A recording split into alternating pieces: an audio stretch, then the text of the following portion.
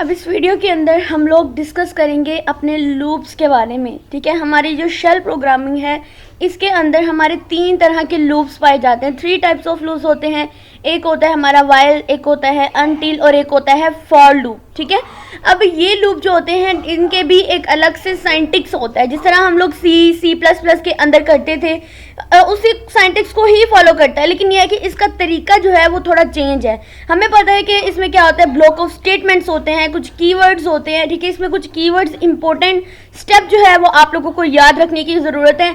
हम लोग को पता है जब लूप चलाते हैं, जब भी हम लोग कोई आइट्रेशन वाले प्रोग्राम्स करते हैं ना, तो हमें इसमें 3 तरह की चीज़ों का पता होना चाहिए। एक हमारी इनिशियलाइजेशन क्या है, दूसरी हमारी कंडीशन क्या है, तीसरी हमने इसमें इंक्रीमेंट करना है या डिक्रीमेंट करना है। ठीक है, तो सबसे पहले हम लोग स्टार्ट करेंगे अपने जो हमारा वाइल लूप था। तो वाइल लूप में सबसे पहले हमने लिखना है वाइल कमांड। ठीक है, वाइल कमांड का मतलब यह है कि वाइल के आगे हमने कोई कंडीशन सेट करनी होती है। उसके बाद जब भी हमने ब्लॉक ऑफ स्टेटमेंट को एग्जीक्यूट करना है, यानी इसके अंदर हमने अपनी आउटपुट लिखनी होती है और इसमें इंक्रीमेंट और डिक्रीमेंट करना होता है। लूप की जो बॉडी होती है उसके अंदर हम लोगों ने इंक्रीमेंट डिक्रीमेंट या अपनी आउटपुट देनी होती है। उसमें हम लोगों ने डू से स्टार्ट करना है, इसकी आउटपुट देनी है और डन से हम लोगों ने कह देना है कि जी ये डन हो गया। ठीक है, तो सबसे पहले हम लोग वाइल लूप का एक सिंपल सा प्रोग्राम करके देखेंगे जिसमें हम लोगों ने 1 to 10 तक जो है ना वो स्टेटमेंट को प्रिंट कराना है। इसके लिए हम लोग अपना टर्मिनल जो है वो उसको ओपन कर लेंगे। टर्मिनल को ओपन करने के बाद सबसे पहले हमें, क्योंकि ये हम लोगों ने लिखना है वाइल लूप का बना रहे हैं, तो हम लोग फाइल का नाम भी रख देंगे वाइल। ठीक है, फाइल का नाम रख देंगे while.ch। इसके अंदर जाएंगे, आई प्रेस करेंगे, इंसर्ट मोड में आएंगे। उसके बाद हम लोगों को क्या करना है, सबसे पहले 3 चीज़ें होती हैं जिनको हम लोगों ने फॉलो करना होता है। सबसे पहला होता है इनिशियलाइजेशन। फॉर एग्जांपल मैंने एक वेरी ले लिया है आई और इसके अंदर 1 को स्टोर करा दिया है। ठीक है, उसके बाद हम लोगों ने क्या करना है, अपनी कंडीशन लगानी है। तो कंडीशन थी हमारी वाइल, स्पेस देंगे, उसके बाद हम स्क्वायर ब्रैकेट लगाएंगे, इसके अंदर भी स्पेस देंगे, डॉलर का साइन यूज़ करके आई लगाएंगे।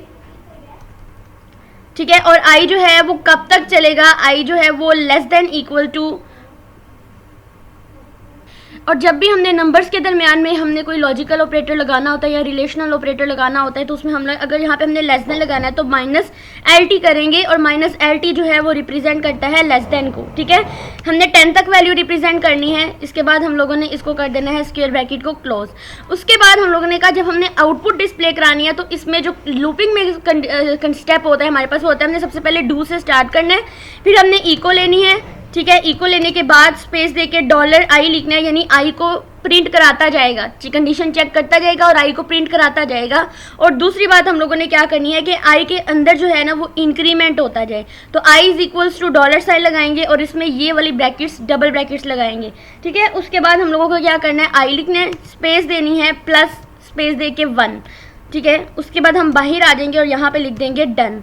डन लिखने के बाद हम लोगों ने इस टर्मिनल से बाहर आना है, एस्केप का बटन प्रेस करेंगे, देन कॉलन और W की प्रेस करके हम लोग एंटर करेंगे।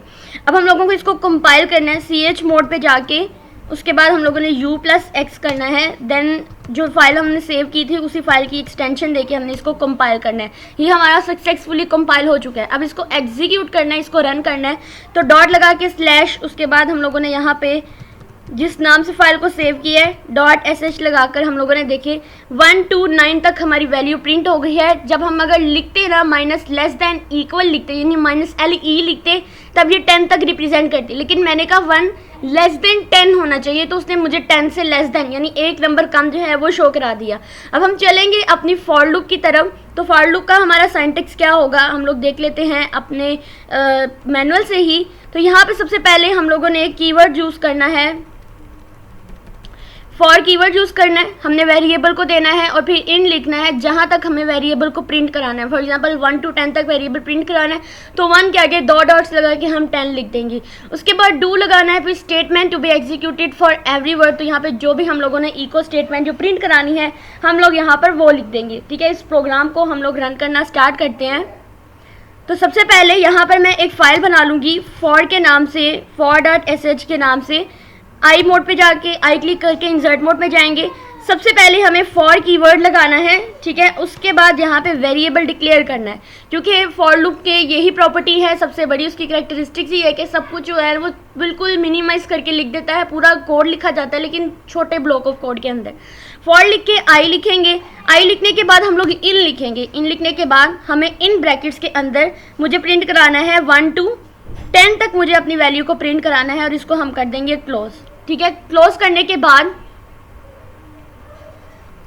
उसके बाद हम लोगों ने जो लूप की बॉडी बनाते हैं, इसी फॉर लूप की बॉडी के अंदर ही हमने अपनी आउटपुट देनी होती है। जैसे सी प्रोग्रामिंग के अंदर हम सिंपल प्रिंट एफ करके उसकी स्टेटमेंट देते थे, या C++ के अंदर हम लोग सी इन करके या सी आउट करके देते थे। तो यहाँ पे शेल प्रोग्रामिंग के अंदर हमें लिखना होता है, सबसे पहले डू की लाइन लिखनी होती है, उसके बाद हम लोगों को यहाँ पे इको लिख के और यहाँ पे $साइन यूज़ करके आई प्रिंट करा देंगे, ठीक है। यानी आई की सारी वैल्यू यहाँ पे प्रिंट होती जाएगी, और जैसे ही प्रिंट होगी ये डन कर देगा। उसके बाद हमें एस्केप बटन प्रेस करना है, :W की लिख के अपने टर्मिनल पे आना है। इसको हम लोगों ने करना है compile, chmod u+x, then file का नेम for.sh करके हमने इसको कंपाइल कर लिया। अब इसको रन करना है // लगाकर for.sh करके, तो हमारे पास 1 to 10 जो है हमारी वैल्यू प्रिंट होकर यहाँ पर आ गई है। अब यहाँ पे हमारे पास तीसरी लास्ट जो टाइप रहती है शेल प्रोग्रामिंग के अंदर लूपिंग की, वो है हमारे पास अनटिल।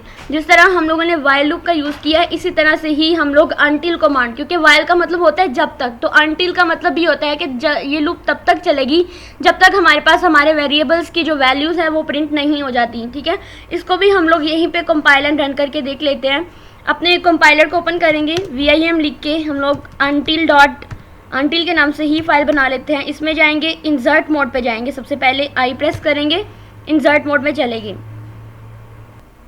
इसके लिए सबसे पहले जिस तरह हमने वाइल लूप का यूज़ किया, अनटिल कमांड भी हम लोग उसी तरह से ही इस कोड को लिखते हैं। यानी सबसे पहले i = मैंने 1 कर दिया, यानी ये हमारा हो गया काउंटर वेरिएबल को मैंने इनिशियलाइज कर दिया i = 1 के साथ।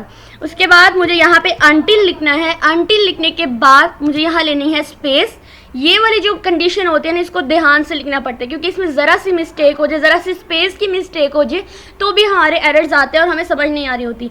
फिर हमने लेना है स्क्वायर ब्रैकेट, फिर से देनी है हमें स्पेस। उसके बाद $साइन यूज़ करके मुझे यहाँ पे कंडीशन किसको देनी है, वेरिएबल आई लिया है ना ये, और उसके बाद मुझे इसको करना है लेस देन। तो लेस देन करने के लिए हमें -LT, लेकिन मैं चाहती हूँ less than and equal to I. While में तो हमने लेस देन यूज़ किया, हम यहाँ पे लेस देन और इक्वल कर लेते हैं, यहाँ पे LE लिख देते हैं, ठीक है। उसके बाद हमें यहाँ पर 10 लिखना है, तो मेरी वैल्यू ताकि 10 तक प्रिंट हो सके। उसके बाद मुझे फाइनल आउटपुट देनी है, डू लिखेंगे, फिर हम लोग इको लिख के यहाँ पर $साइन लिख के वेरिएबल आई जो है उसको रिप्रेजेंट करेंगे, और उसके बाद हम लोग क्या करेंगे, आई लिखेंगे, I = $साइन यूज़ करेंगे। उसके अंदर हम लोगों ने ब्रैकेट्स देनी है, ब्रैकेट्स देने के बाद यहाँ पे आई स्पेस +1, यानी 1 का इसके अंदर इंक्रीमेंट हो जाएगा, ठीक है। उसके बाद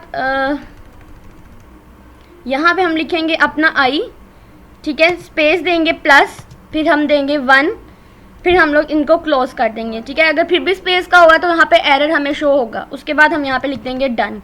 कैप प्रेस करके $W की करके टर्मिनल पे आएंगे, इसको हम लोग कर लेंगे कंपाइल, u+x करेंगे, और फिर हम लोग until.sh करके इसको कंपाइल कर लेंगे। तो u+x के साथ डॉट लिख दिया, इसका एरर आया तो हम लोग इसको दोबारा से कंपाइल कर लेंगे, chmod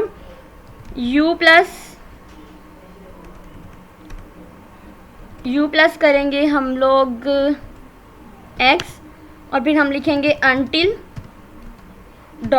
करके इसको कंपाइल कर लिया। अब इसको रन करेंगे, रन करने के लिए $/ लगा के until.sh करेंगे, एंटर प्रेस करेंगे। तो यहाँ पे लाइन नंबर 13 के ऊपर एक मेरा सिंटैक्स एरर है, दोबारा से हम इसी फाइल के अंदर जाएंगे और लाइन नंबर 13 पे जो एरर है उसको हम लोग करेक्ट करेंगे। यहाँ पर जो एरर है, एरर चेक करने के लिए सबसे पहले मैं इसको क्लियर कर देती हूँ ताकि हम लोग दोबारा उसी फाइल के अंदर जाएं, ठीक है। फाइल हमारी थी until.sh, एंटर प्रेस करेंगे, फिर इसको आई प्रेस करके हम लोग मोड में जाएंगे, ठीक है। तो यहाँ पर जो एरर था वो डन के आगे $E लिख किया था, और सबसे बड़ी बात ये कि जहाँ हमें लेस देन लिखना था वहाँ हमें इसको ग्रेटर देन करना था, क्योंकि हमें 1 to 10 जाना था, यानी 1 से ऑनवर्ड जाना था। तो इसको यहाँ पे लेस देन की जगह ग्रेटर देन लिख के मैं इसकी आउटपुट आप लोगों को दिखाती हूँ। आप लोग ये एरर खुद भी करेक्ट करने की कोशिश करें।